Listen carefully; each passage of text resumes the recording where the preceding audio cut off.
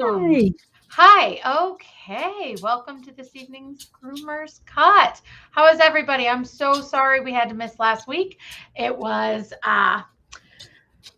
on fault of myself with it was a little more than a minor emergency with one of the horses. It was a pretty major um emergency with one of the horses. So I couldn't get back in time to do anything and get this set up. So, Chrissy, thank you so much from last weekend, getting that and putting that together and sending out that we couldn't make it. So, appreciate that.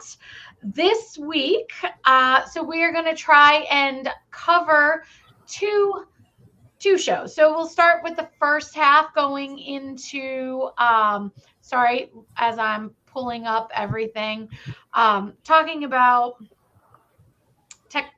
technology, right? Was that the first part of it? Technology and how it's changed our industry. And then the second half, we can go into what is our future looking like. So tonight we have Jennifer, Hi. Katie, and Chrissy. I'm going to say for every newbie out there, please join us on Facebook. You are going to see our comments, and you will see, because that is one thing nice about the stream, not StreamYard, about Restream, is that everybody can see the comments now. So, but if we call you Facebook user, sorry, just let us know who it is after so we know. Anybody want to start this off? I can tell you what the future is not going to be. It's not going to be those self-wash machines. Oh, wait, isn't that kind of technology? Chrissy, I'm going to try to play with us around here and see if I can. It's not. I'm very, very confident that those auto self-wash machines that are just really a gimmick to get some poor pet retail owner to lay down $17,000 for some machine that he thinks is going to generate income for him. I'm very confident that that will never replace us. Yes, yeah. I saw one of those, a video, and I was like, that's horrific. And it's like, oh, and it will get soap in their eyes. I'm like, how would it not get soap in their eyes? Yeah. It's like the dogs are relaxed. Like, oh, I don't think so. Hi, Michelle Knowles in the chat room. Oh, here she is. There. Sorry, I didn't see you down there. Yay, she's here. Wow, we got a great group. Oh, thank you guys. Hi, Chris. Yeah. Hi, Katie. Hi, Chrissy. Hello. All right, so I'm going to go back to that because so you don't think it's going to take over, obviously, with us, but it is a technology advancement. I don't think so. I think it's a gimmicky moneymaker that doesn't do what it's supposed to do. There's no way to wash and dry and trim and clean up a dog without human hands. Yeah. It literally is not a machine that is going to replace us. Right. So right. But there's one thing. I don't ever want to stick my dog in a wash machine. Yeah. No, it's like a dishwasher. No. Now I will say it terrifying. It is. You see their little faces, and it's like, oh. No. Are you talking about I don't even like going through a self-wash thing. No, we're talking about those machines that you can put into a retail setup that is a self-wash. It's basically like a plexiglass dog crate that sprays them and dries them. The Andis machine that was a self-wash, and you put the dog in there. And their heads stick out, though. No. The whole dog was in there, and it had a clear glass front. And it was years ago. It was like a car wash, kind of. Yes. Wow. And everything just hit it all at once. Or I'm like, I would never. Do that to a dog. Terrible idea. And they had their ad on a VHS tape. That's all it was. No, it didn't. But is Michelle, I'm gonna go because you're a little echoey. Yeah, your noise is not your sound is it's not hard great. To hear you. So so that was an Andis one. That's crazy. Too funny. Not You good. know, we drive back You'll and be replaced by robots anytime soon. no. Yeah. I No. really do think that that's the main good news message, is that the human hands and the groomer's artistic skill is never going to be replaced by some major technological advancement. But obviously what's happened with the tools in the last 30, 40 years has been amazing. So hopefully the tools keep getting better and better Oh yeah. that we use. Yeah. Is this better? That's Yes. better. Yeah, Yeah. I had to now we switch can it hear to you. the Yeti microphone. For some reason, it doesn't. The settings don't stick. Well, now you sound great. So, you know, we drive back and forth a lot between here and Delaware and Maryland, and stop at the rest areas now through like New York and New Jersey. And they have air conditioned pet kennels because they can't Really? go into the inn, and it's not legal, I guess, to leave in those areas. And I've seen they're again coin operated. You put your credit card in actually, and it actually will give you a code to lock and unlock your dog in the neat. kennel. Huh, Interesting. very cool. Do they disinfect them in between? Absolutely I not. have no idea. I could just Stop see at the rest my stop. dog. Get some kennel yeah. cough Yeah. on the way home. Right? Yeah. No, that's probably not. And who knows? I mean, my dogs would be like freaking out. Yeah, my And dog that's could not throw up. grooming. That's not grooming. That's boarding. That's not going to. I know, but Yeah. it kind of goes hand in hand. It does. I would say one of my favorite technological advancements I've started grooming in 1981. So, I'm in my 41st year. And I think that cordless clippers was huge. Yes. I Oh, yeah. love Absolutely. cordless clippers. Mm. Yep. Having to I was drag actually those just about to cords say that. around, Yeah. Yeah. Oh my gosh. Amazing. Yeah, But I I got did one of the see- original Andis in was it 95 when the Andis came out with their cordless clipper? Mm. So I don't know if anybody saw this little video that I posted in my Groomers Guide group that actually came from one of my wonderful friends and grooming members in my Groomers Guide group, Anna Lee Burke she's from Ohio. And she actually had an incident with a fire in her cordless clipper. So just a little word to the wise. Wow. That Oh, I those saw little that. bars, Yes, I saw that. those three Yep. little bars that make Mhm. contact with the charger, if you let something metal touch them, Wow. basically her know. her metal slicker brush brushed up against those three little charging bars. And my husband, who's very electronic, says that right now these lithium batteries that they got are just Oh, yeah. They are. super potent. Yeah. And if you create a current by touching metal to metal, and she had a little hair in the slicker brush, fire. She had a fire. Wow. Yeah. So be Crazy. careful. Yeah. Yeah, those puppies get hot too. So Yeah. I can Well, remember how the big Andis clippers, how hot those used to get? So the Oster, like the Oster Golden That- A5. Yes. The A5. the old Yeah. A5s that not only Yeah. did they get super hot, The vents But they blow air in your face. the vents blew dirty hair in your Right face. in your face. Right.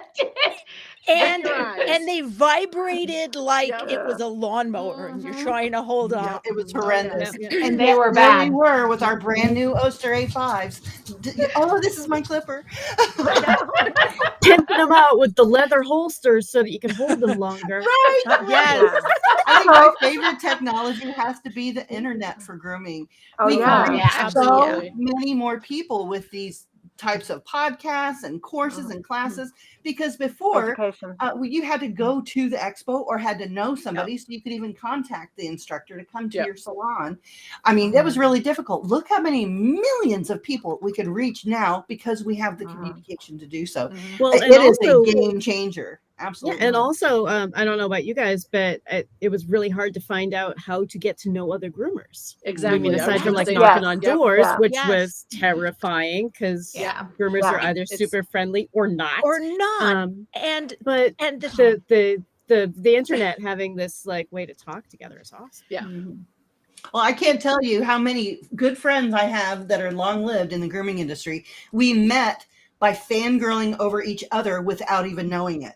So one of us Aw. got the courage to go up to the other one. Hey, I really like your stuff. I think you're really neat. You know, and she's like, oh my God, I can't believe you're talking to me. Blah, blah, blah, blah. And yeah, it's so weird. We are so weird as groomers. We're just weird. Okay, I still fangirl over all of you guys, so just saying. I fangirl constantly. I do too. You know what? It was so funny. Like I used to be. Oh my God. Jennifer looked at me. Oh my God. And then when it was like, and I had the same reaction to you. Whoa, Dara wants to talk to me. Hey, be careful. It might not be all good. No. Only because I am the administrator. Come on. I got to keep things running.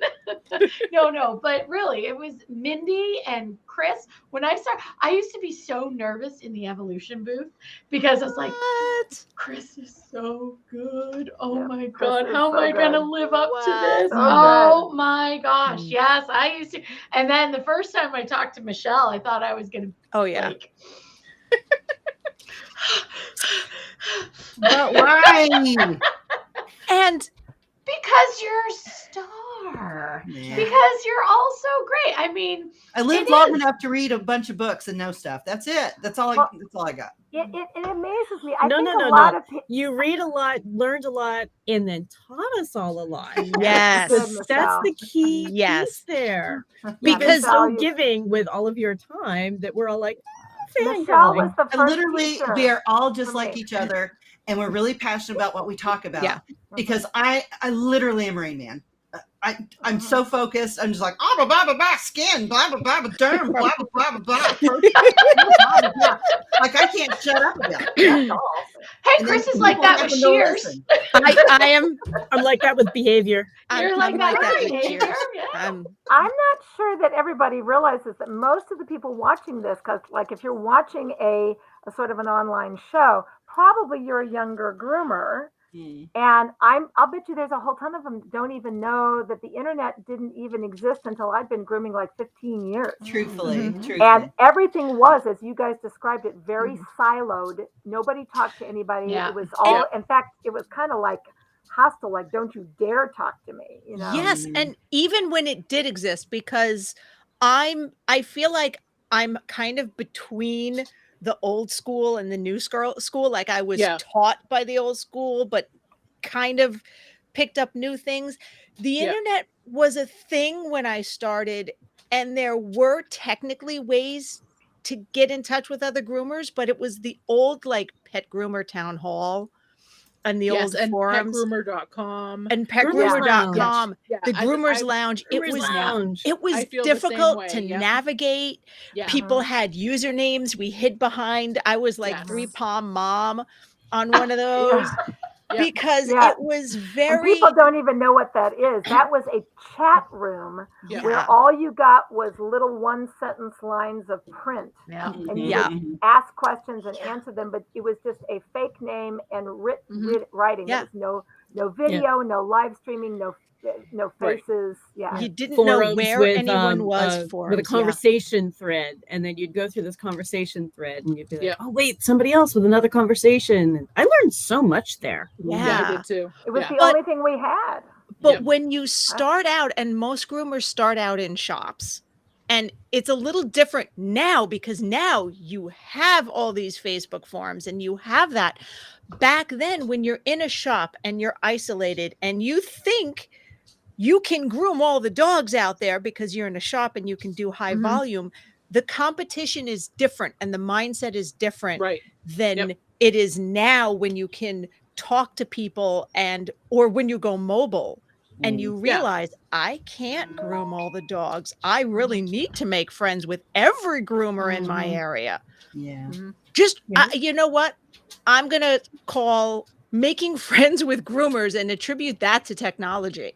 Because some places are there's still remnants in the holding on to the, I can't talk to her. She's competition. No. But we are an entire industry of people who don't like people and only like dogs.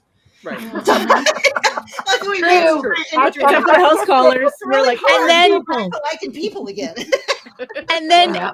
and you think you don't like people, and then you go house call, and that is the peopleiest it's Yeah. the grooming. It is the peopleiest because Yep. they're gonna want to stand there and chat with you the entire time. Mm-mm.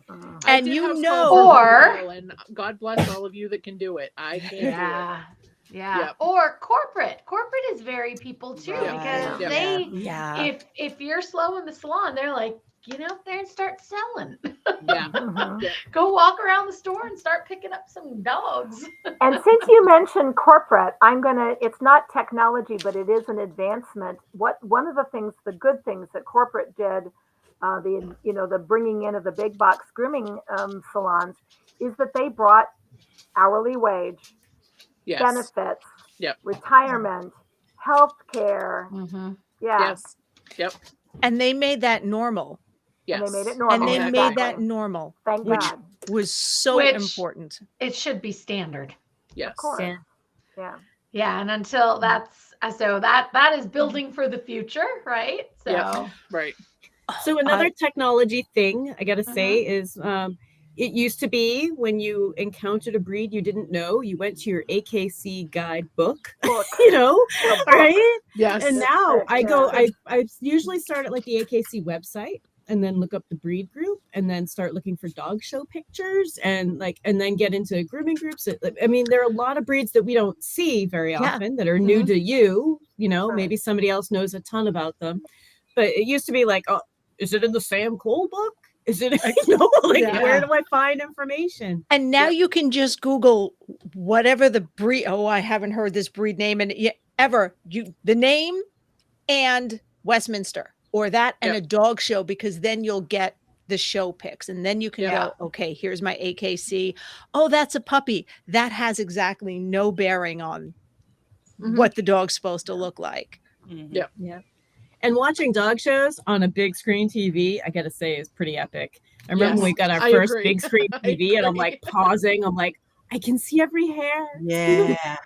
Yeah, that's a huge one. Especially when they do demos and they make your screen big enough and you can see it now in the hall. I think that's so important. Another thing that has just gotten so much better, of course, is just the shears themselves and the clippers themselves.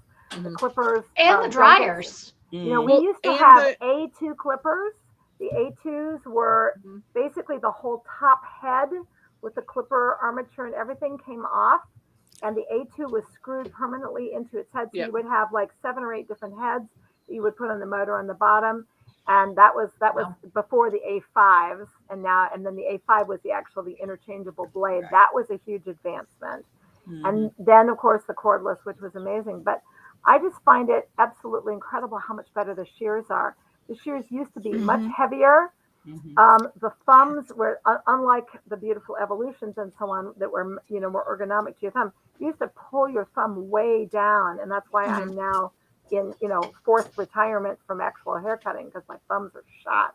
Because the scissors that I used 40 years ago were pulling my Right. thumbs Mhm. way down. And they were all bevel edge, so Yeah, you there could was only no, do so no much with them. semi-convex edges, right? Yep. And the Yeah. products have come a long way too. Mhm. A long way. Oh yeah. And our knowledge about them. I mean, Yes, let's exactly. face it. Thanks It to used to be Michelle. there was a regular there's a regular thing that and every older groomer will know it. You have medicated, Yes. shampoo for everybody, Yep. whitening, And oatmeal. Flea oatmeal. shampoo. And oatmeal. No, before yeah. oatmeal, there was the medicated, there was a flea shampoo. Sometimes the flea Yes. shampoo and medicated were the same. it was just like the same. There was one 4 place or where 5 things. Mycodex was the Oh, thing. I'm looking for Yeah. shampoo to put in my Yeah. new salon. It was always like those basic Yeah. things. It's like, oh my gosh, I Sulfatar. couldn't even Remember think that? of. Yes. Oh, I remember Sulfur the Hot Yeah. oil sulfurs, yeah. treatments. Yeah. Hot oil treatments. Oh my God, those were so bad. They're so So bad. How when you about- look back now, but that was such a thing in the 80s. Oh my gosh, Yeah. that was a huge thing Yeah. in the 80s. It was still a thing in the 90s when I was Yeah, it was Starting basically I out. still like know groomers that are using that same RH or R2 or the one. the that oil. has there's a couple. the metal There's cup. a couple different ones. Oh, it's like a hot cup thing. Yeah. So weird. And then and So it was weird. supposed So- to pour down the dog and melt, and just. But I mean, I have no idea how many. It just dogs, made a big greasy stripe on them that you had to brush through. and it was like motor oil. It was Yes, like it was motor oil. gross. Yeah. God.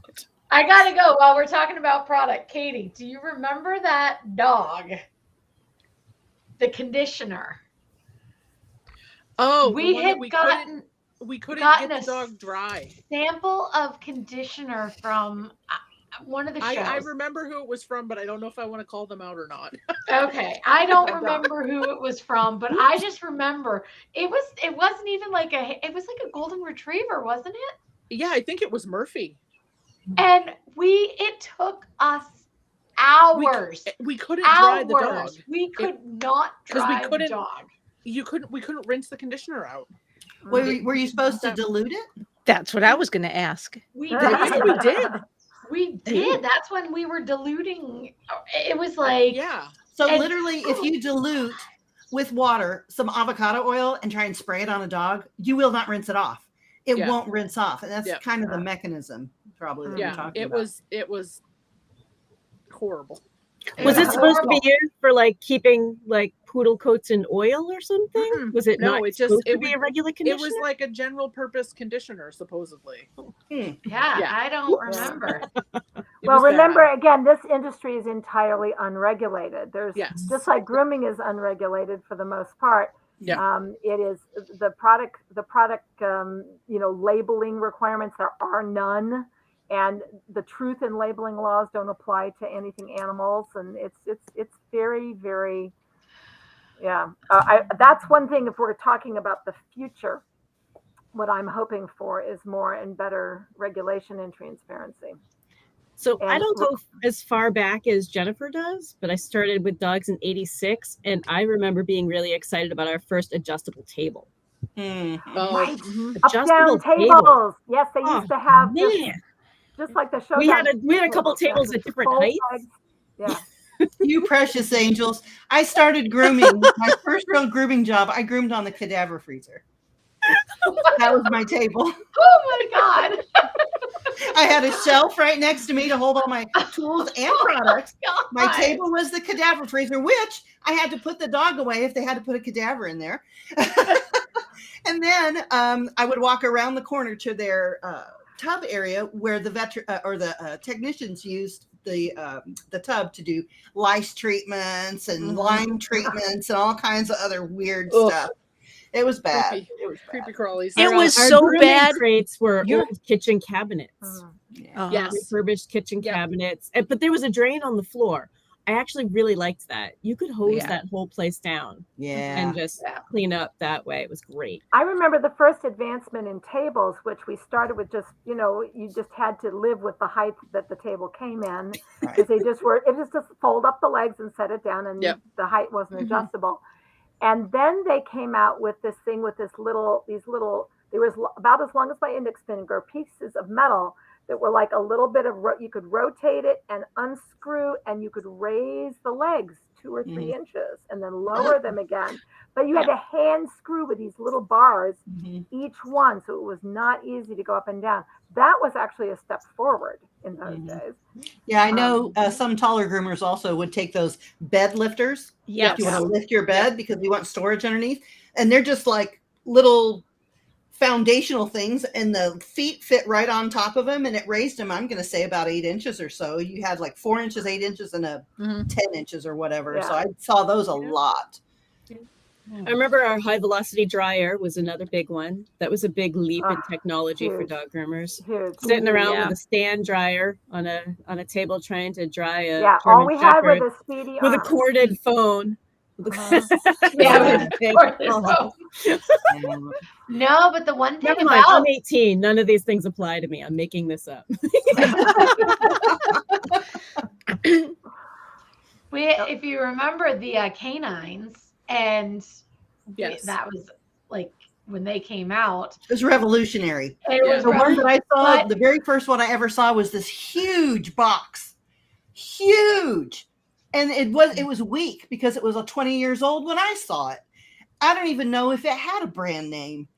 I asked Phyllis, I was like, where did you get that? Like that. And she's like, I don't even remember. Wow. So, and that's the groomer that I told everybody about that was taught by a groomer who didn't use electricity. Wow. Everything was hand scissored. Yes, she air dried But see, them. that makes you realize how young Yes. how young we are. I mean, I talk about this in my family history stuff because I'm a history teacher and I do, ancestry.com and all that stuff. But I have, genealogically interested ancestors, and there is a very neat story in my family. And my mother sat on the lap of my great grandfather James Michael, and he sat on the lap of a man who fought in the American Revolution. Right. So that's how young we are as a country. We're close. Those aren't far away things. Right. I Exactly. know. We are super, super young. You got some countries around the world, like, Greece, that's been there, for thousands of years. So it's kind of not unusual that we Americans are still figuring things out. But honestly, the technology explosion in just the last 10 years in terms of quality of the scissors, oh my gosh, they're so much better. They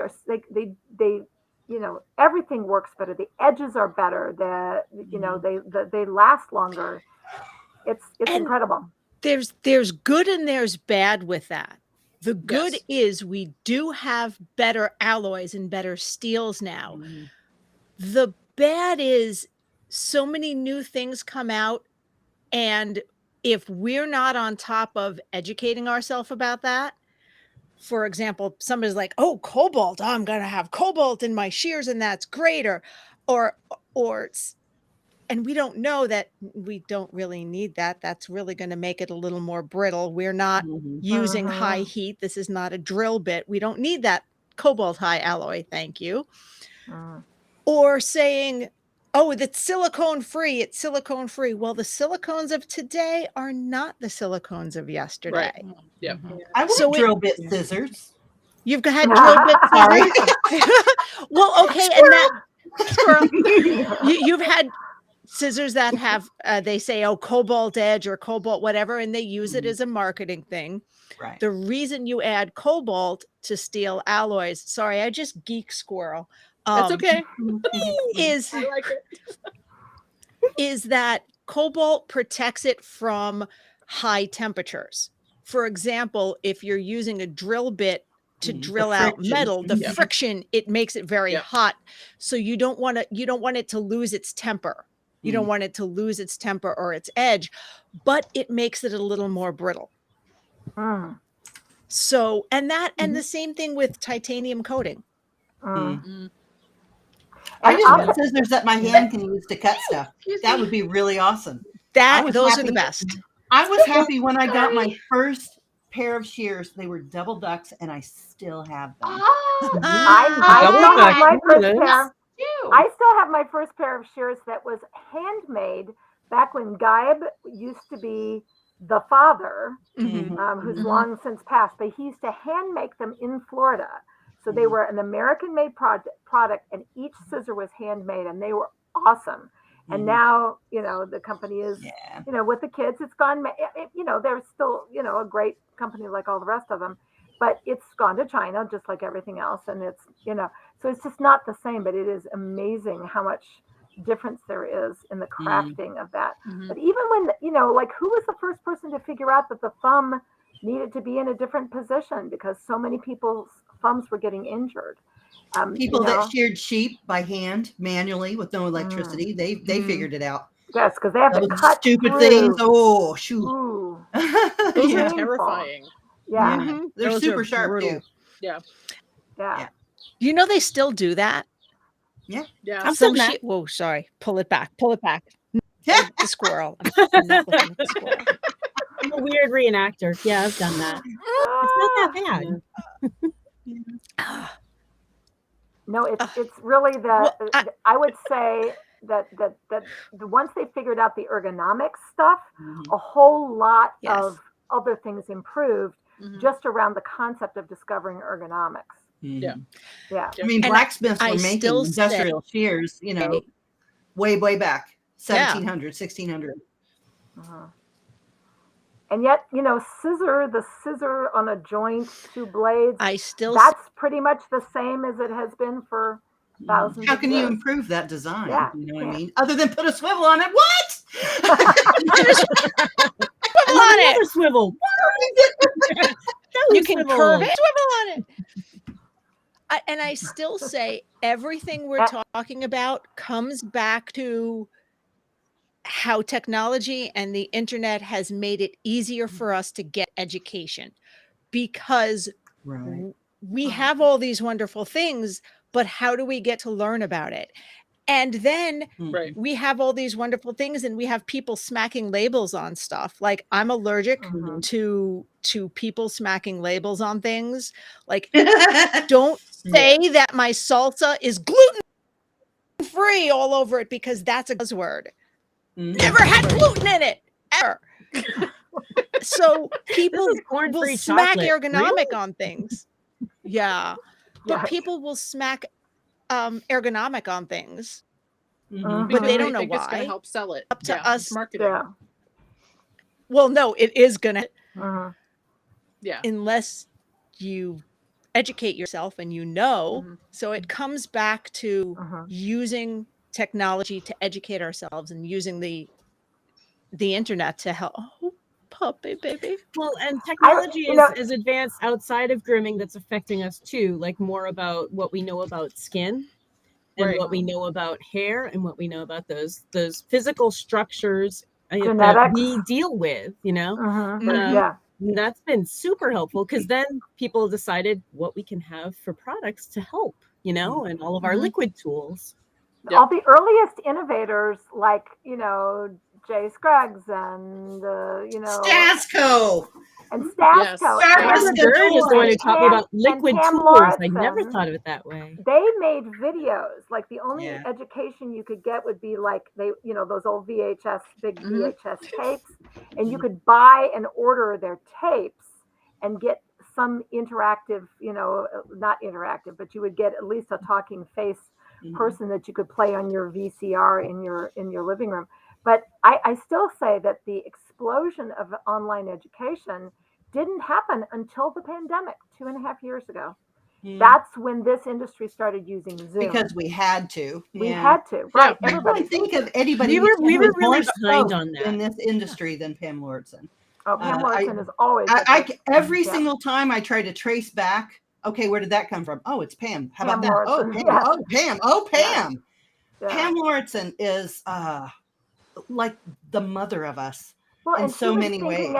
She was thinking ahead to she invented certification. Yeah. The idea that groomers should have, if you look at other professions, lawyers, doctors, CPAs, plumbers, electricians, they all have their own internal testing mechanism.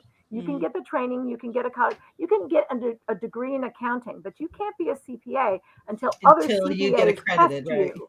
Right. And that nursing does the same thing. Yeah. And that's when, and Pam really, and not just Pam, but mainly Pam, was the first person to say, we need to have our own internal professional testing program, which is peer reviewed and that, sets actual hands-on testing and not just knowledge testing. Right. So that was a huge innovation, and it's still not as universal as it should be. And that's, for the future, one of the things I hope for the most is that we get some sort of a basic requirement of some sort. I think that we are headed in that direction. I think that so many of us are tunneling into and focusing on standardizing the industry, standardizing what it is that we do, what our philosophy is, what our mission statement is as an industry. And I think the council brought something, the new certification, just to make sure that the basics. I think it's the what is it? PGC. Yes. PGC. Pet groomers credential put out by the World. So I mean, all of those things coming together at the same time. First ever standardized test in our industry's history. Legitimately legal, would stand up in court, run by professional educators that do all the validity testing and all of the means testing and all of that stuff to make sure that each question is valid, standardized statistically. And yes, we now have the PGC, the first ever legally admissible standardized test. It's not a hands-on test. It doesn't test how well you scissor and comb and how safely you handle an animal. It only tests knowledge, but it's all about safety, and it's a really good start for us. Yep. Really grateful to WPA. That's a huge development that happened just in the last 2 years. And every groomer should take the PGC and have that credential. You just go to just go to the World Pet Association website, and you can look up PGC, and you'll find there's 2 times a year that they test. It's like the SAT tests. It's like, what is it, April and October or something like that. Well, I don't believe everybody should have one particular test. I think that each of us should have at least one major certification, or at least zoom in on that. I mean, I know people who have all of them, like all of them. I have a few.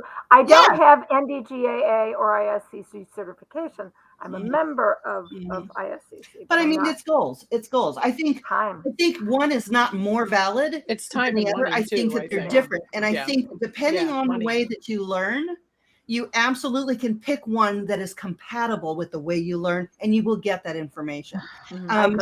Miss Ashley, who's here with us, she's getting all of them.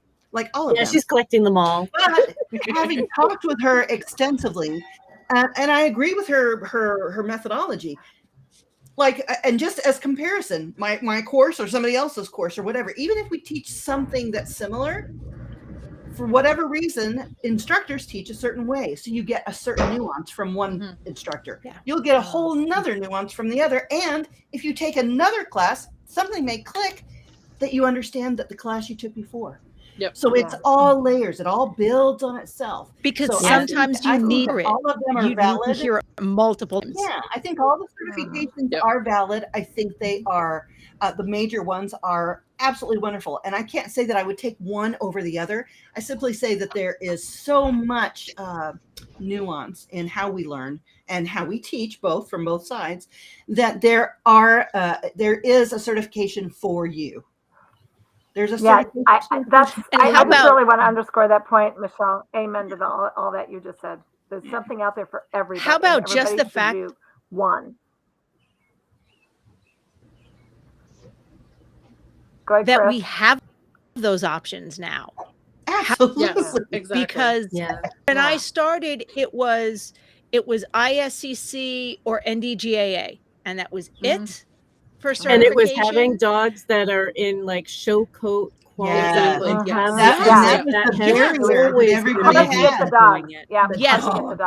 And that's why I never got those, because I was a pet groomer full-time who was using my family. This is a single income, and I respect the heck out of all those groomers who go, okay, well, now of this to get my certification.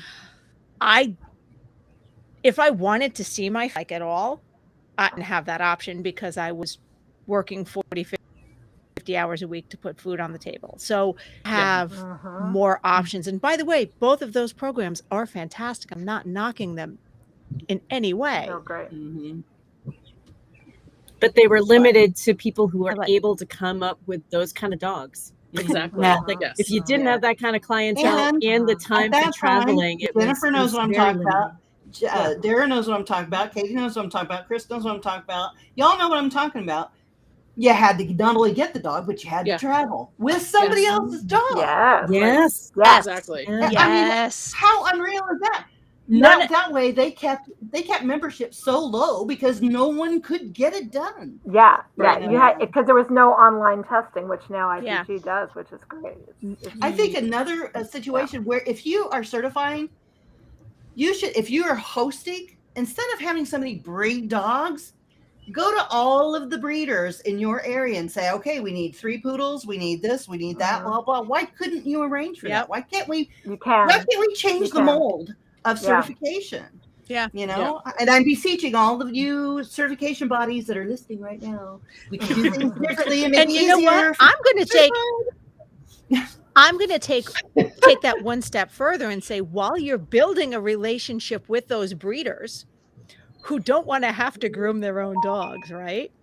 Have Right. them Oh, yeah. provide for practice days and Yes. set up practice days and say, hey, you want to certify in this breed, but you have not been able to convince your one Schnauzer client that hula skirts are not breed standard, because that's And what they it's just a- absolutely insist on having And their it's not dog. even, it's like a mixed breed Schnauzer. Yes. Right. It's a mixed breed Yeah. Schnauzer Yeah. that Yeah. they say, give me a 7 or a 10 on the back and a hula skirt, or I'll go elsewhere. Right. Right. And not everyone is in the Or it's position a to say gorgeous no to dog. money. Mhm. Yeah. Mhm. Or it's a That wants gorgeous to kill dog you, that the or- owners would never let travel with you. Right. Yeah. Exactly.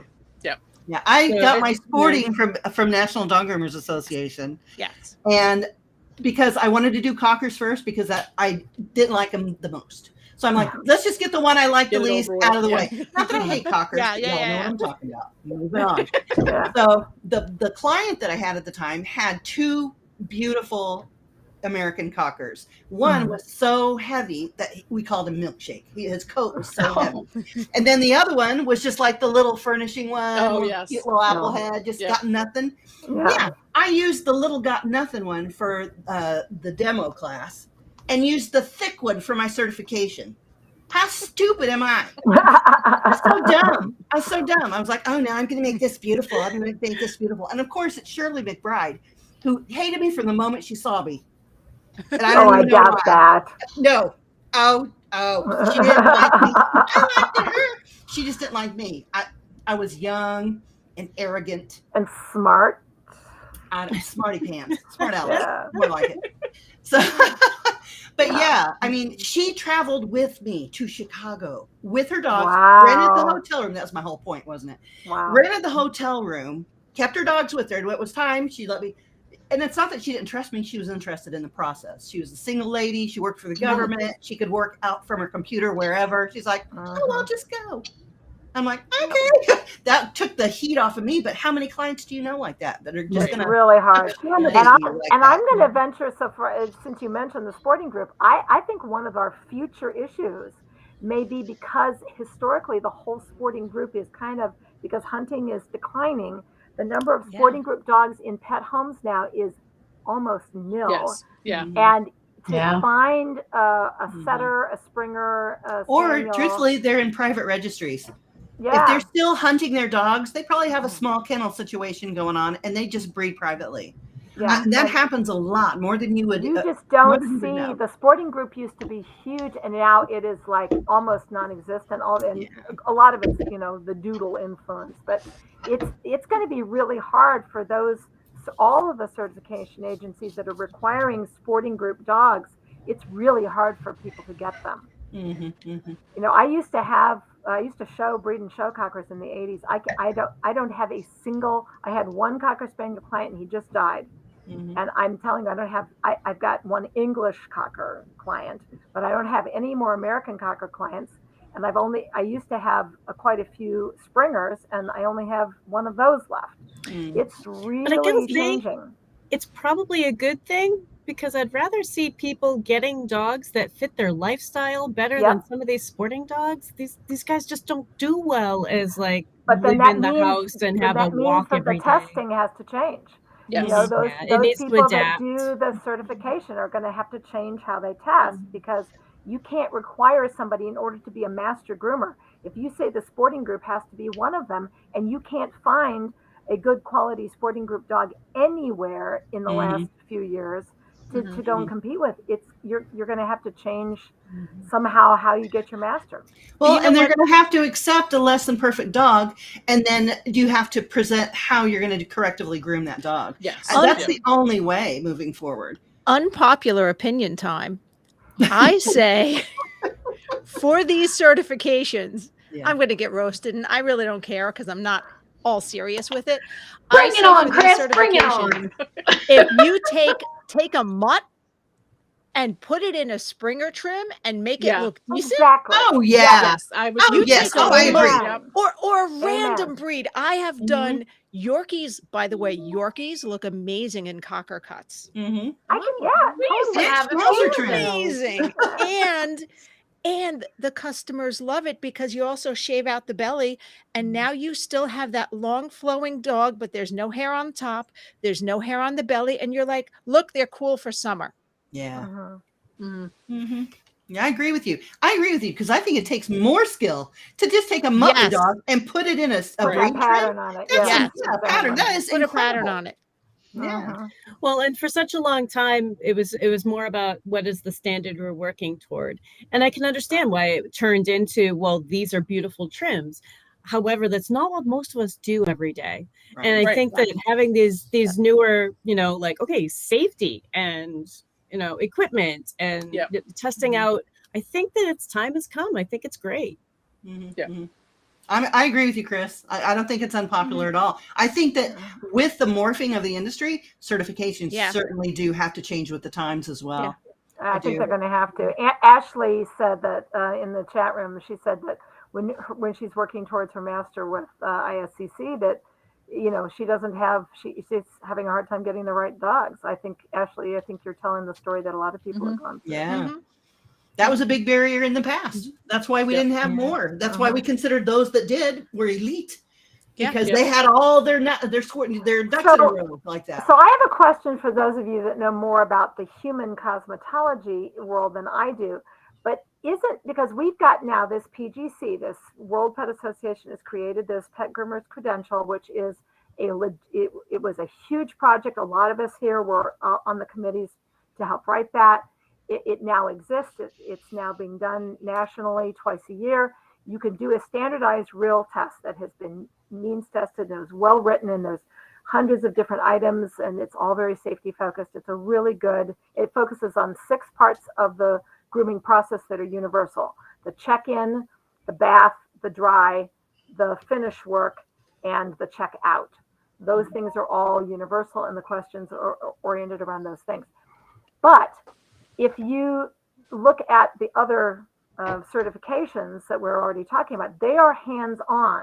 They are primarily hands-on. And the written tests for those have been almost always in the past, and maybe they're changing, but all of the ones when I took my master back in 1985, it was all from the AKC breed standards. It was knowing your breed standards. Yeah.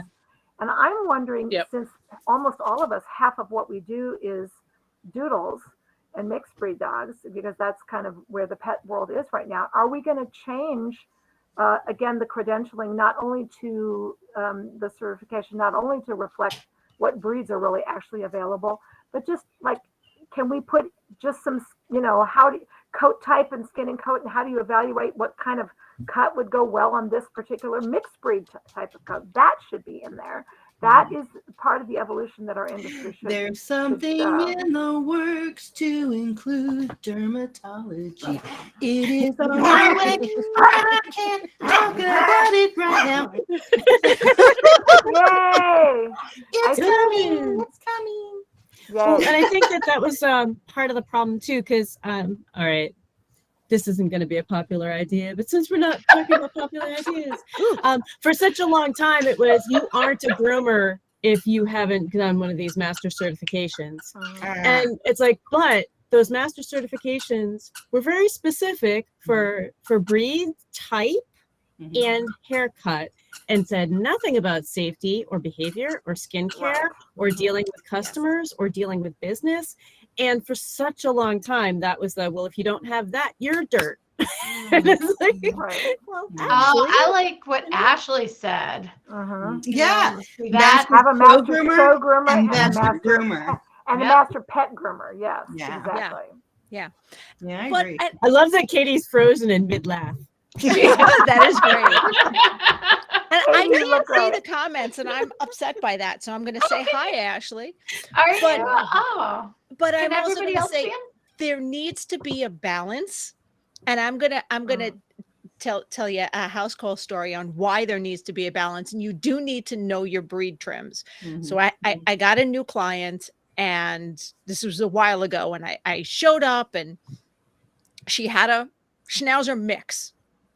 It looked like a little wheat colored terrier mutt is what it looked like.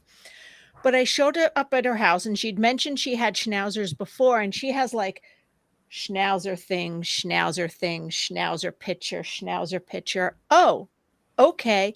And her last groomer, well, you know, they did an okay job, but so I made him look like a Schnauzer. As much as a wheat-colored dog could look like a Schnauzer.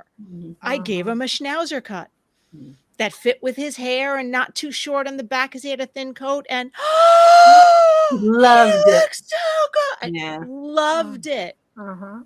No, I would never argue that we should give up the breed standard cuts as part of the testing. We have to know the breed standard cuts. We need to know all that. I just think that we probably need to evolve in the grooming towards the master. We've got to include what is more like the day-to-day experiences. And I'm really, again, wondering with beauticians, do they only take, I think they only take written tests. No. Even though they take practicals. They take practicals. They take practicals in their school in their 1,200 hours. Correct. But that's where why they have you to get do it. that.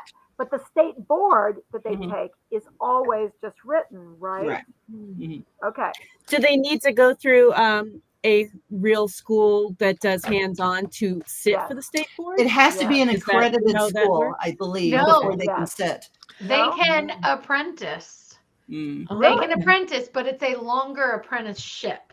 And then they go in and qualify for that test.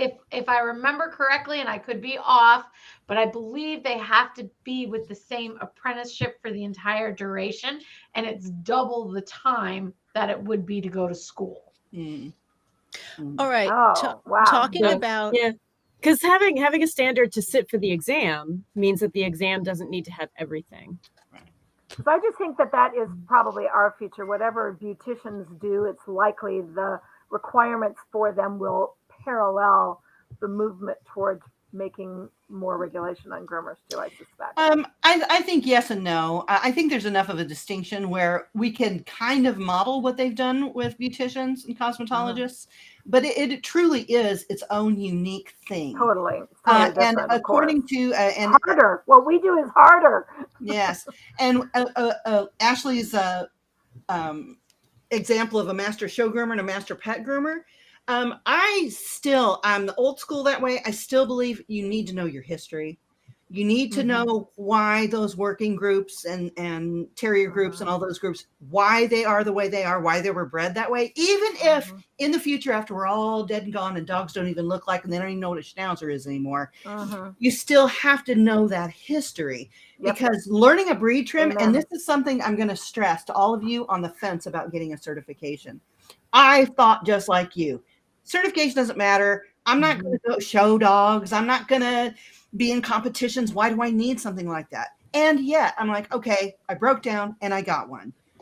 Opened my eyes. And I got it later in my career as well. Opened up my eyes. I would never tell anybody not to certify, but I'm telling you, it opened up my eyes. I learned the proportion of each breed trim like never before, just going through the experience. I'm still not going to show dogs.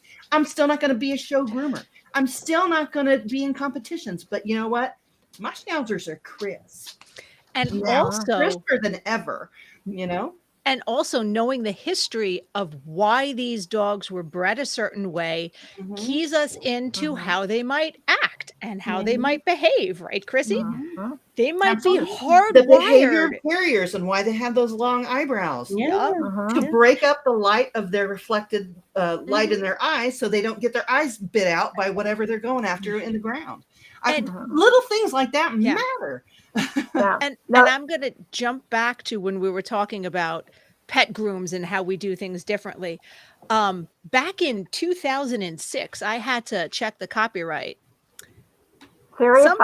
Somebody was ahead of the game and went, okay, mix and match. Mix and match to give the clients what they want because we're not always working on purebred dogs. And even if we are, how many Porty owners want a Porty trim? Exactly. Right. I've done a schnauzer body on a Bichon with a Bichon head. Yeah. It looks gorgeous. It looks really good. I love it. Yeah.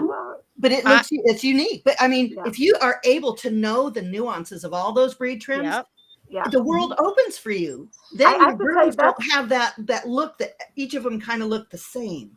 You That's can the reason why really define the nuances of each breed. Well, and also learning Absolutely. how to do a trim that's larger. You know what I mean? Like these Mhm. larger, fuller coats, and learning how to do that is an awesome skill set.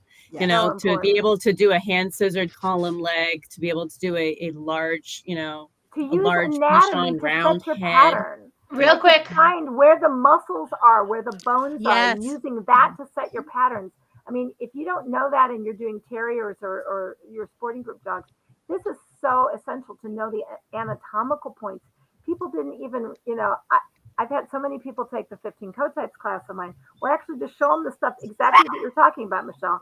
The history. This is why the flat coat dominates the sporting group, and this is why you need hair underneath to protect them in the grass when they're running and hunting in the field. But then they've got to also jump in and out of the water, so it's got to be wash and wear. So they have to have short, flat lying backs. They shake it off, and then they can go right back to work. And people are just like, "Oh wow, that's why a golden retriever has a flat lying back and There short are underneath." reasons. Duh. Yep. Yeah. People are just, and I have 4 people walk minutes. out going, "I never knew. I never knew." All right, the talk about future. the council real quick. The future. Talk about the council. Yay!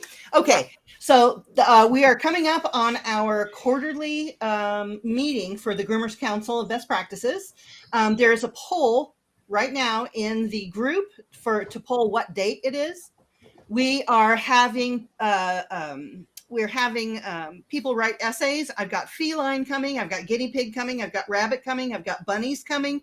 Any other protocols that you want to include, everybody get on the ball. Let's get this second edition going. I've got people that are chomping at the bit to get in this edition like you would not believe. Everybody gets credited for their submission. But just remember, it gets voted on by the master groomers when it comes time vote day. And that's probably going to be in the fourth quarter of this year. That's when it will be updated. Everybody's names and members will be in the, yes, Ashley, bathing systems incoming. That's what I'm talking about. I want to double the thickness. It's at 50 pages right now. I want 100 for our second. I'm starting on the behavior part. Let's get it done, ladies and gentlemen. I love We'll talk I after. just- We'll talk after. We're out of time. No, we're good. I just posted the link for new people that are watching that don't know about the council. I posted the files. So if you want to join, how can they join, Michelle? They can go to the Pet Pro Educators, and in files, there's like a board meeting thing, a file, and you download it. It's the application. If I know you or you just message me, say, hey, I really want in, and I can see your Facebook profile and know that you're a master groomer or a groomer. If there's dogs on your profile, I'll let you in. I don't care. But if it's just a pet dog and then you have 5 pictures of you at the beach, you're not in. I need to know that you're in the industry. And I'm Prove talking you're about a groomer. That's right. everybody who is in the industry. I have invited a couple of manufacturers as well that have wives. Dave Campanella will be joining us also within the group.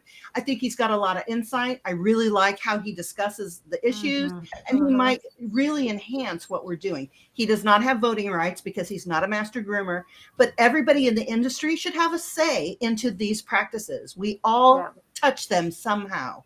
The idea that we're creating a document of best practices in our industry, kudos to you, Michelle, for taking us to, again, a place that every other major profession long ago created for themselves. Finally, you've helped our industry to do that with the Master I think the thing that still stymies a lot of people, they're like, well, why isn't a vet there? Why isn't a whatever? Well, when we're talking to our peers, veterinarians are not our peers. Groomers are our peers. Manufacturers of grooming products are our peers.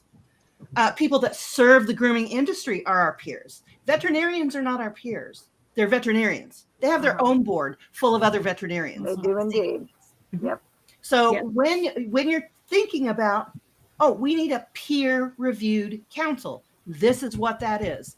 More information is upcoming. I did come out with a lovely class about understanding research, which will help you understand the deeper nuances of studies and research. It's going to be available at Whole Pet Academy as a standalone a la carte class.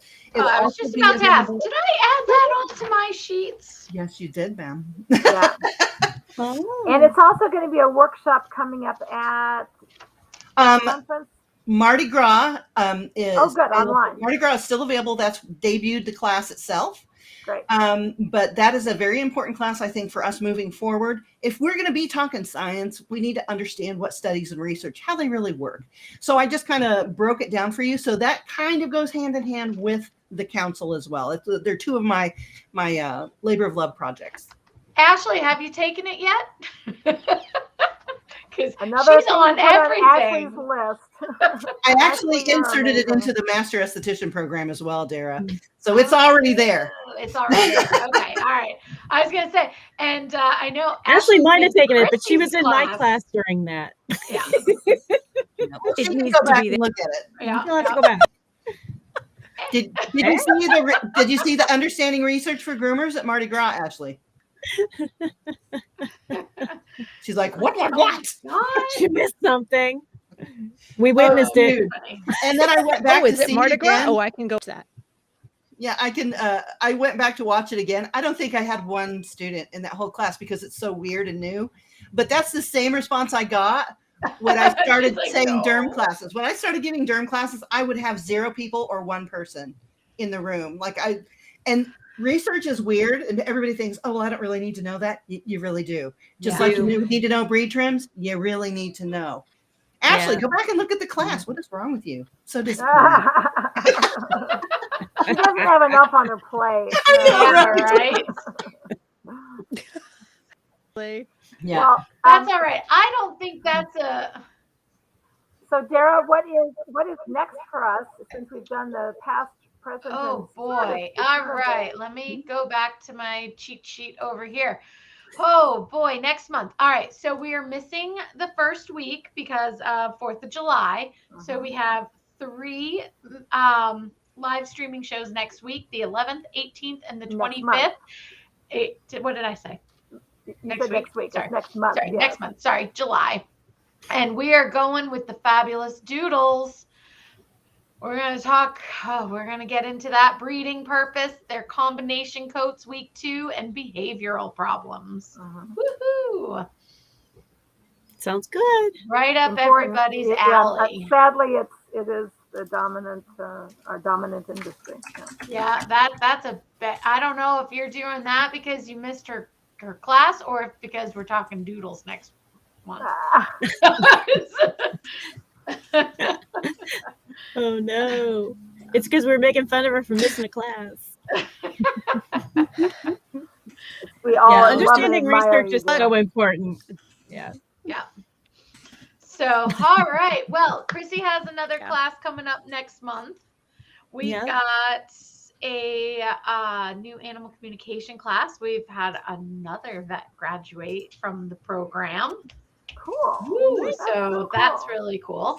And Chris's class is live, and Michelle is going to be doing the Master Pet Esthetician round in a live coming up too, in a virtual classroom. So, And I One think thing- that did we discuss that we were going to break apart all the individual classes so people could just take them a la carte as well mhm, for credit towards their degree.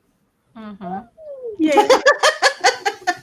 Yep, I know we got to start working. Oh God, there's we so do. much We to do. do. I don't have enough time much. in a day.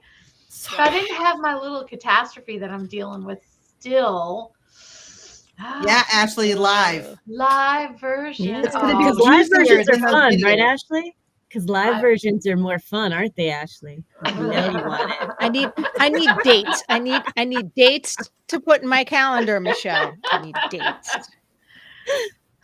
We got a lot coming up. So I think we're going to put out some new And classes. we need to borrow Oh, Ashley's time turn because I think that's the only I'll do reason that, Michelle this Ashley. time. Yeah, I'll get you back into your class. Remind me tomorrow morning, Yeah. okay? So that's it. So yeah, doodles next week. I got nothing to talk about on No, doodles. week after doodles in 2 Yeah. weeks. 2 weeks. Oh, sorry. Thank you. 2 Yeah. weeks. And, Yes. and then happy weeks. birthday, America, in the meantime. Absolutely. Yes. As yes. tumultuous as we are, you know what? I'm really proud to be an American. I wouldn't want to be it to any other country. They always say that Americans don't have culture. They don't have a culture. Yeah, we have a culture. We have a For huge culture. Mhm. Absolutely. I can go anywhere in the world and everyone will know where I'm from. Everyone. And we can't get That away is from true. that. Yeah. I do love our country. I don't love Yeah. some of its principles. I don't like some of its practices, but it's built into our laws that we get to change that. We're not dictated over. We don't have a monarchy. We are allowed. And yeah, birthing is painful. So any new movement is going to be painful and scary and frightening and hard. So we still have to move forward. Nothing's changed from the 60s or the 30s or for any other time that people rose up and demanded different treatment. So, get your booties on. What I have to say, though, is I really want you guys to renew your interest and your connection to your own village. They're going to throw some things at us in the future in this country and in the world that are going to knock our socks off, and we won't like it, and it's going to be uncomfortable. But if we're prepared and we know our village and we have gathered the resources, then we can be as safe and protected as possible while weathering the storm outside of our village. So absolutely make an effort to know who your neighbors are. Know who lives on your block. Take walks. Introduce yourself everywhere. They've got skills that you might need. They've got resources that you might need. You may be called upon to do something for someone. So be ready. Just be ready. That's all I'm saying. Amen. Well said. Here we go. All right, ladies. Have a great night. Thanks for joining me. I will see you in Bye, everybody. 2 weeks, and I'm sure I'll talk to you before and watch for our new website launch, which will be in the next week or so. So exciting. I know. I'm looking forward to that too. All right. Have a good night.